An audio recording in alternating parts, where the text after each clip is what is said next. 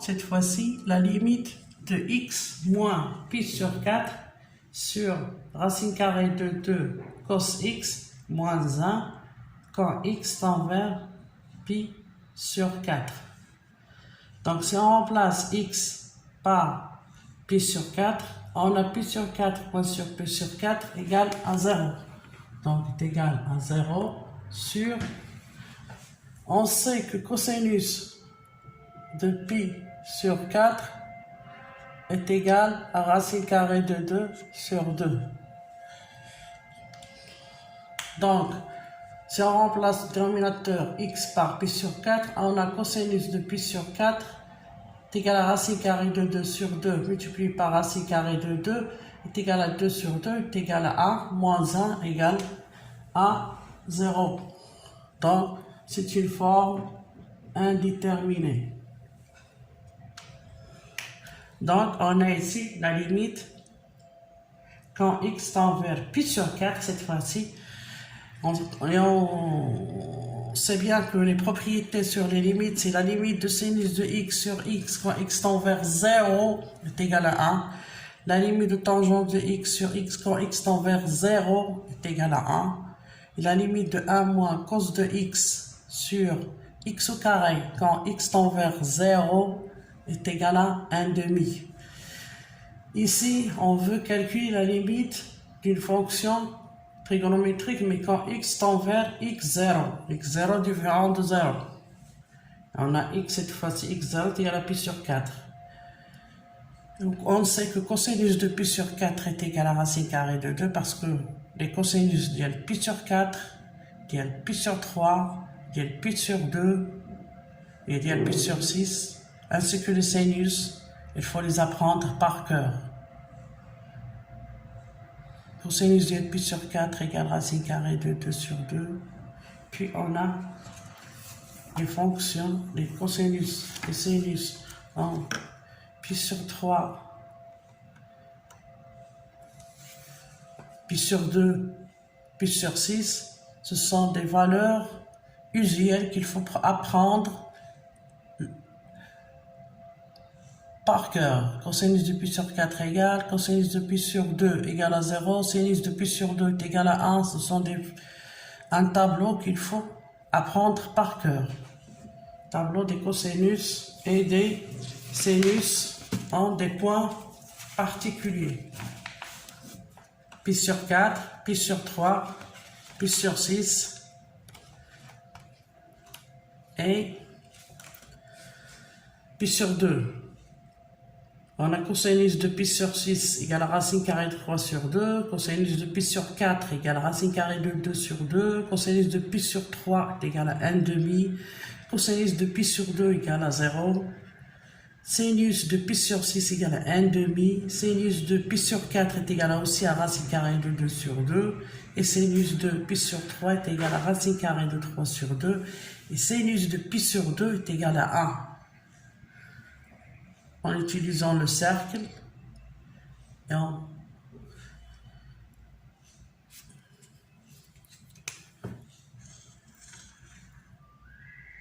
d'un cercle, donc pi égale à x égale à pi sur 3. Et cosinus de pi sur 3 est égal à racine carrée de 2 sur 2. Donc, si on remplace x directement par pi sur 4, on trouve que la limite de cette fonction est égale à 0 sur 0, qui est une forme indéterminée. Si on effectue le changement de variable suivant, on prend, pour tomber sur les fonctions sinus de x sur x quand x tend vers 0, on a ici quand x tend vers pi sur 4. Donc on pose grand X égale à x moins pi sur 4. Donc, quand x tend vers pi sur 4, on a grand X, pi sur 4, pi sur 4 moins pi sur 4, grand X tend vers 0. Donc, on a quand x tend vers pi sur 4, quand x tend vers 0. Donc, si on prend la fonction x moins pi sur 4 sur racine carrée de 2x,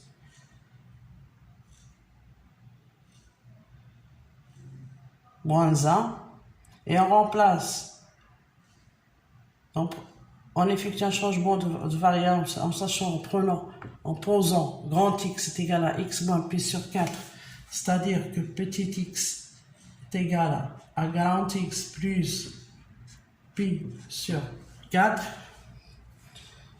On a la fonction x moins pi sur 4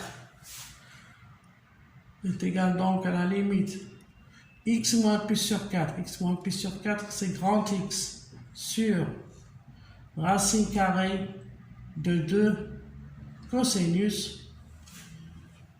On a dit que grand X égale à x moins pi sur 4, donc petit x égale à grand X plus pi sur 4. Donc cosinus de grand X plus pi sur 4 moins 1. Donc on a racine carrée. Donc on a la limite est égale à, donc quand on effectue un changement de variable grand X égale à x moins pi sur 4. Donc cette limite quand grand X, lorsque petit x tend vers pi sur 4, grand X tend vers 0. Donc ça devient à calculer la limite quand x tend vers 0 de grand X sur racine carrée de 2 cosinus de grand X plus pi sur 4 moins 1.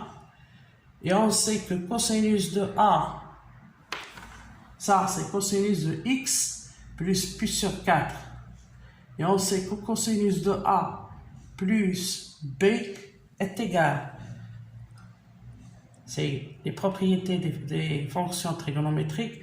On a cos de A plus B est égal cos de A cos de B moins sin de A sin de B. C'est les propriétés des fonctions trigonométriques.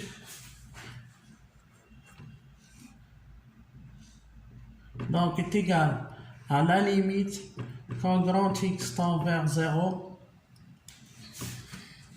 de grand X sur racine carrée de 2 facteur cos de A plus B, c'est cos de A cos de B, c'est-à-dire cosinus de X cosinus de pi sur 4 moins sin de A sin de B moins sinus de grand X sinus de pi sur 4 de la parenthèse moins 1. Donc est égal à la limite quand grand X tend vers 0 de grand X sur, on sait que cosinus de pi sur 4 est égal à racine de 2 sur 2. Et sinus de pi sur 4 est égal à racine de 2 sur 2.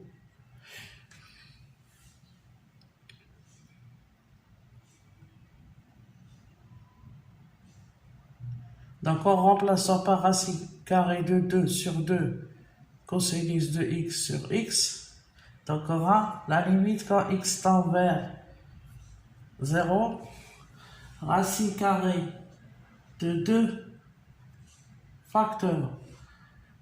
Cosinus de pi sur 4, c'est racine carrée de 2 sur 2 cos de x, moins racine carrée de 2 sur 2 sin de x moins 1.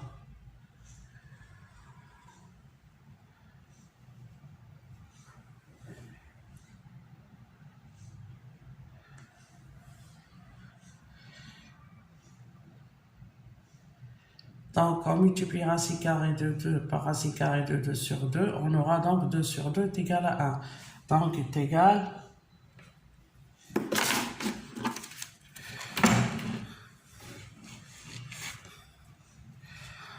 à la limite quand grand X tend vers 0 de grand X sur cos de X moins sin de X moins 1 quand grand X tend vers 0. Et on sait que d'après les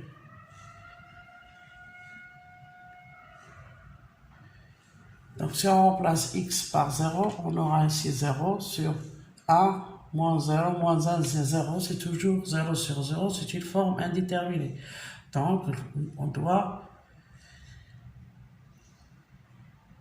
on sait utiliser les propriétés des fonctions trigonométriques. On a ici les sinus, on a ici sinus et on a cosinus. Et on sait que limite de sinus de x sur x quand x tend vers 0 est égal à 1. Et la limite de 1 moins cos de x sur x au carré est égal à 1 demi. Donc, on va mettre est égal à la limite quand grand X tend vers 0, il y a le grand X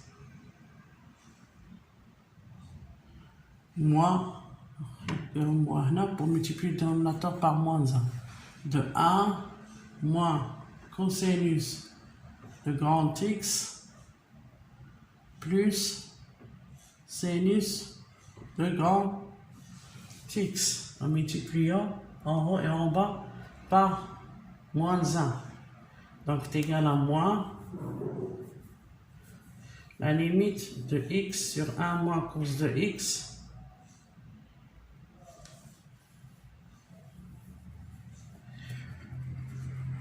plus sinus de x.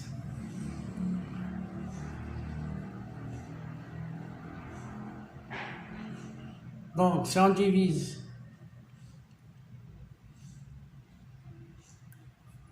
on a multiplié par 1 sur x, c'est divisé par multiplié par x, c'est divisé par 1 sur x. On divise en haut et en bas par 1 sur x, donc est égal à la limite quand grand X tend vers 0, on divise en haut et en bas par 1 sur grand X. Donc, il y a 1 sur 1 moins cosinus de grand X sur X plus sinus de grand X sur X.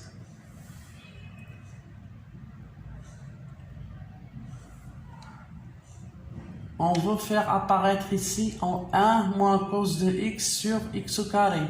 Donc on multiplie ici par x et le numérateur par x et le dénominateur par x. Donc on aura ici x au carré. Donc on aura, c'est la limite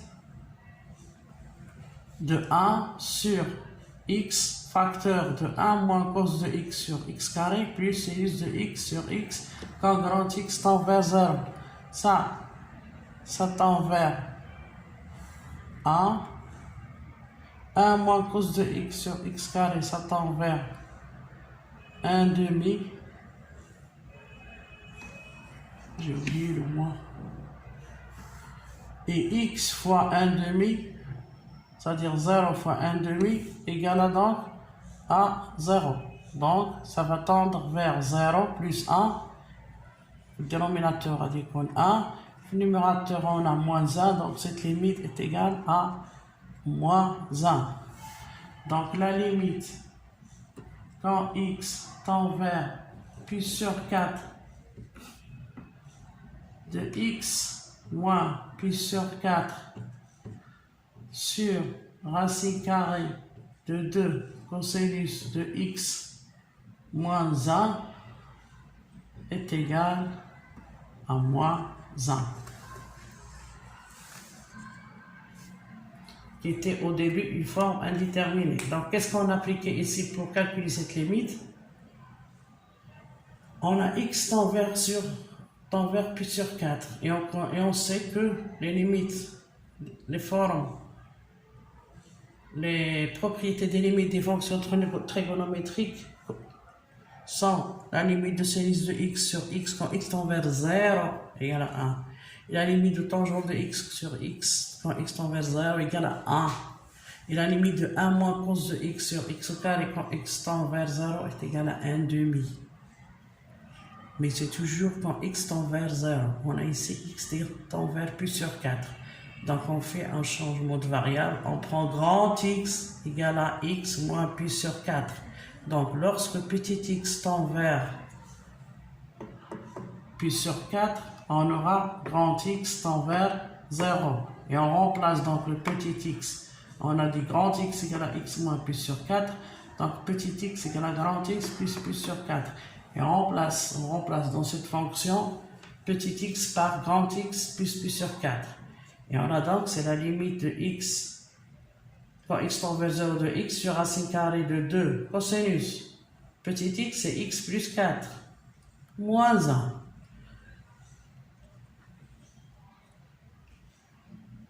Donc, on va encore appliquer les propriétés des fonctions trigonométriques. Lorsqu'on a cosinus de a plus b, on peut le remplacer par cos de a, cos de b, moins sin de a, sin de b. Par définition, on a cos de a plus b égale à cos de a, cos de b, moins sin de a, sin de b. D'accord, on a remplacé cosinus de x plus 4 par cosinus de x, cosinus de pi sur 4, moins sin de x, sinus de pi sur 4, moins 1. Cosinus de pi sur 4 et sinus de pi sur 4, c'est racine carrée de 2 sur 2, multiplié par racine carrée de 2, donc ça va donner 2 sur 2, donc est égal à 1. Donc on aura la limite quand x tend vers 0 de x sur cos de x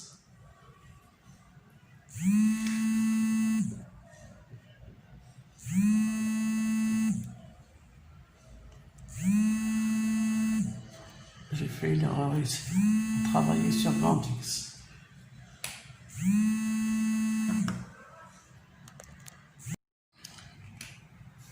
Donc on va trouver que c'est égal à la limite quand x tend vers 0 de grand x sur cosinus de grand x moins sinus de grand x moins 1. On multiplie en haut et en bas par moins 1. On va trouver c'est la limite quand grand x tend vers 0 de moins grand x sur a moins cos de x plus sin de x. A moins cos de x plus sin de x.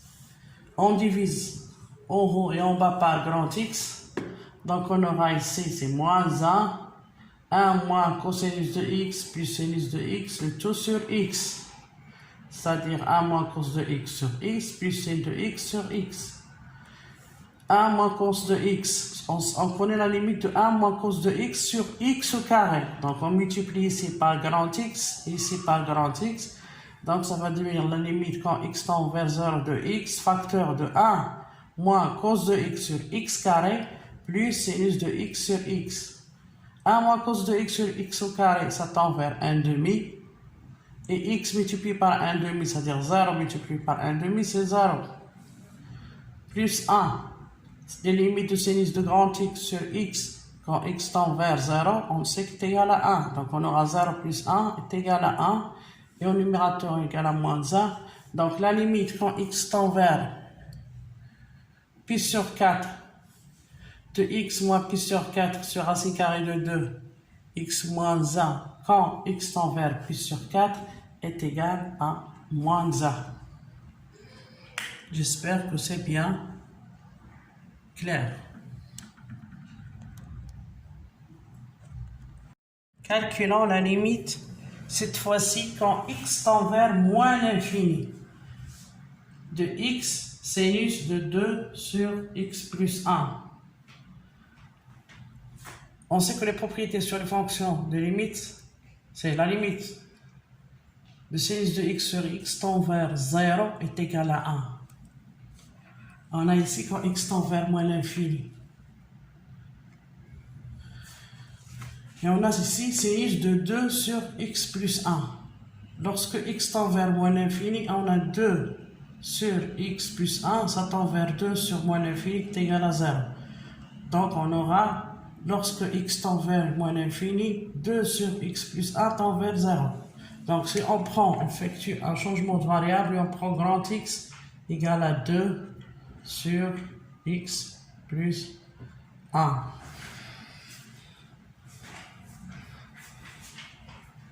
Donc, la fonction x sinus de 2 sur grand X sur plus 1 est égale. Donc, cette limite est égale à la limite quand x tend vers moins l'infini de petit x multiplié par sinus de grand X est égal à 2 sur x plus 1. Donc, si on prend 2 sur x plus 1 et on divise par 2 sur x plus 1, donc il faut multiplier par 2 sur x plus 1. Donc, cette limite est égale à la limite de 2x sur x plus 1, x multiplié par 2, c'est 2x sur 2x plus 1, quand x tend vers moins l'infini, multiplié par la limite de sinus égale 2 sur x plus 1 sur x sur 2 sur x plus 1, toujours quand petit x tend vers moins l'infini.